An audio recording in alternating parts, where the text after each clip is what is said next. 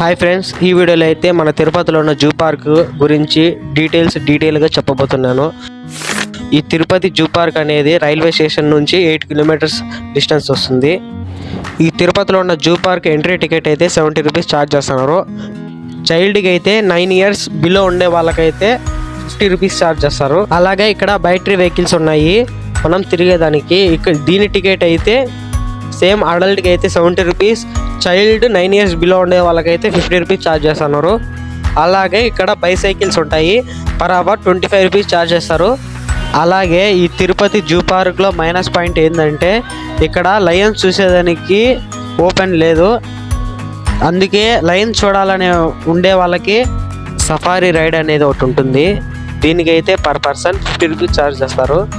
ఈ రైడ్లో మనల్ని లయన్స్ దగ్గరికి వెళ్తే పిలుచుకొని పోతారు వ్యాన్లో.